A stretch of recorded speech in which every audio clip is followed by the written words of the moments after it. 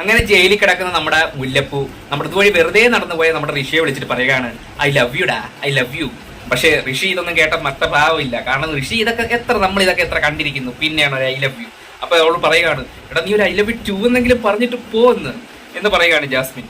ഇതിന്റെ പിന്നിൽ മറ്റൊരു ഉദ്ദേശമുണ്ടെന്നാണ് എനിക്ക് തോന്നുന്നത്. കാരണം എന്ന് പറഞ്ഞാൽ ഇപ്പം ഇവൾക്ക് കുറച്ച് മനസ്സിലായിട്ടുണ്ട് ഗബ്രിയായിട്ടുള്ള കാര്യങ്ങളൊക്കെ പുറത്ത് ഇങ്ങനെയൊക്കെയാണ് അങ്ങനെയൊക്കെയാണെന്നുള്ളത്. അപ്പം ഇവളൊന്ന് പ്ലേറ്റ് തിരിക്കുകയാണ്, എന്ന് വെച്ചാൽ ഗെയിം ഒന്ന് മാറ്റി തിരിക്കുകയാണ്. എന്ന് വെച്ചാൽ പുറത്ത് ആണെങ്കിൽ ഇപ്പൊ എനിക്ക് ഇറങ്ങുമ്പോൾ പറയാമല്ലോ ഞാൻ ഐ ലവ് യു എന്നേ പറഞ്ഞിട്ടുള്ളൂ, ഞാൻ നിന്നെ പ്രേമിക്കുന്നു ഒന്നും പറഞ്ഞിട്ടില്ല, എനിക്കിതിന് ഇഷ്ടമാണ് എന്നേ പറഞ്ഞിട്ടുള്ളൂ. ഞാനത് ഗബ്രിയോട് പറഞ്ഞിട്ടുണ്ട്, രശ്മിനോട് പറഞ്ഞിട്ടുണ്ട്, ഋഷിയോട് പറഞ്ഞിട്ടുണ്ട്. അതുപോലെയുള്ള എനിക്ക് ഗബ്രി എന്നൊക്കെ വരുത്തി തീർക്കാൻ വേണ്ടിയുള്ള ഒരു മൂവ്, അത്രയാണ് ഉദ്ദേശിച്ചത്. അതിന് ഒരു ഐ ലവ് യു എന്ന് പറഞ്ഞു. ഇപ്പം വേണമെങ്കിൽ നാളെ ചിലപ്പോൾ ജിൻഡയോടും സിബിനോടും വേണം പറഞ്ഞെന്നിരിക്കും. അതാണ് ഐറ്റം.